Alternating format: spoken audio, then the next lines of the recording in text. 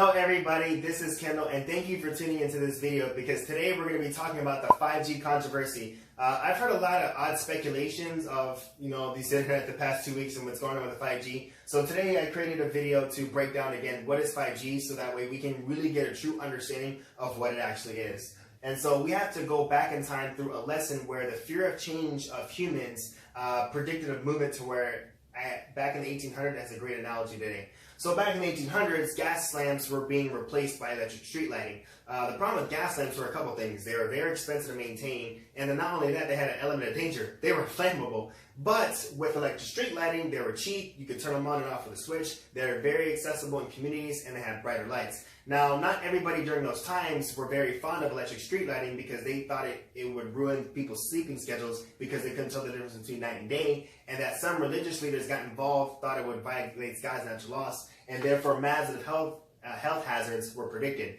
So much so to where in the 1830s, the Vatican's originally banned gas lamps. Now, it might be tempting to laugh at the ignorance of those people in the 1800s, only if you are acceptable and you're willing to take in the fact that people and future generations will laugh at us today over the things that we fear about, despite there being scientific data and evidence to prove so. And so we have to understand, what is 5G? Like, what is it actually? So 5G is the 5th generation of cellular network, right? It is the next step up from 4G, and it is one of the biggest wireless evolutions of transfer technology in the world. And it has some very good frequencies, up to 30 to 300 gigahertz of data. And what it does is it enables us to send data faster, and it creates many opportunities such as augmented virtual reality, live heads-up displays, remote surgeries, smart automation cars, and it can really open up the whole technological world. Now, the biggest problem with 5G is just the property of its wave. As you increase the frequency of a carrier wave, its range decreases. This is why the military uses very, very low bandwidth to transmit messages across the fleet. And with that being said, because of its range, it also does not propagate or penetrate through wall surfaces or even open air very well. This is why companies have to build cell towers, 5G towers, like literally every other block because of its lack of range. And so we have to understand why. Well, we have to take a look at things, the electromagnetic spectrum. And so with the electromagnetic spectrum, you have things that are divided into ionizing radiation and ionizing radiation. You have things like radio, microwaves that I'll get further into. But as you see, as the frequency of the carrier wave, its range naturally decreases just because of the property of it.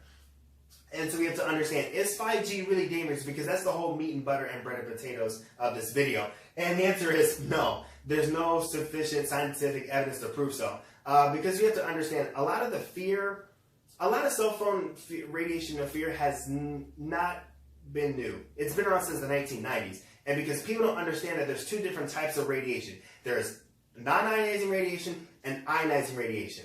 Non-ionizing radiation is not harmful is because it does not have enough energy to break molecules.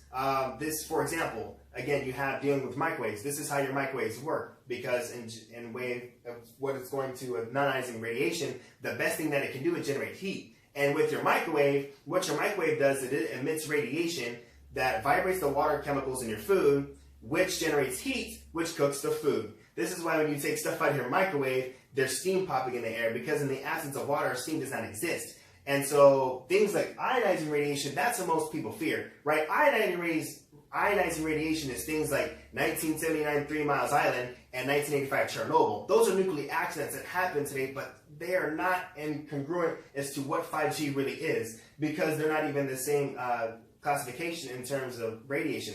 And the reason why ionizing radiation is very harmful to us is because it has extremely short wavelengths, which can knock off atoms off electrons. When you knock off when you knock electrons off atoms, this is what creates an ion, hence the term ionizing radiation. And so for examples of ionizing radiation, you have ultraviolet rays, you have X-rays, things that you might see at the doctor otherwise, and you have gamma rays, which I was talking about with the nuclear accidents. Now, going back to non-ionizing radiation, is you have things like radio waves, cell phones, even as human beings, microwaves, and visible light. And so with the ironic thing is 5G and microwaves are on a very similar wavelength. So why is it that microwave generates a ton of heat and not 5G? Well, the reason why it does is power, and power is measured in watts. Most right? So, for example, most watts, at least in America, in terms of their microwaves, are ranging anywhere between 700 and 1100 watts, right? That has enough power. But with a cell phone, it barely operates over a watt of power. So, again, because of physics and understanding with the electromagnetic spectrum, we can see here that even though 5G and microwaves are on a very similar wavelength, it does not have the same thing in terms of energy because they all both fall under non-ionizing radiation, and it doesn't break the molecules. And so with this going forth of what 5G is, I want to have a clear understanding that this is not dangerous, right? 5G is still in its infancy stage, and a lot of speculation and things have been going on talking about 5G was killing birds, I think up in Europe. But what they found out with the scientists, they did autopsies on the birds, and they found that the birds are dying by two things. That was blunt force trauma because they were flying their head into things, and they were eating poisonous plants. I guess that's why the term bird brain is actually a thing. And so going back to when we move forward with 5G, outside of its infancy stage, is South Korea's had 5G for over a year now, like since April of 2019, and we're in May of 2020.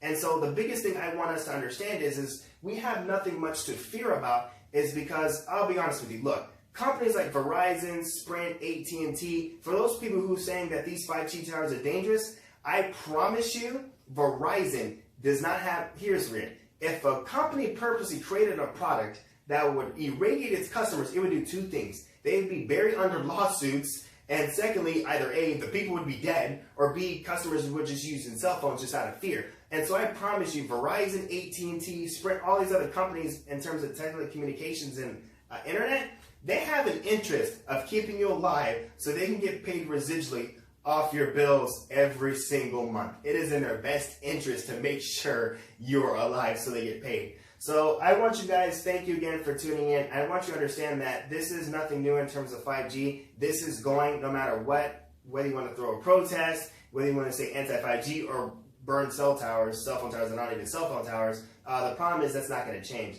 And so thank you guys for tuning in today. I am so appreciative of you guys, and I'll see you guys in the next video.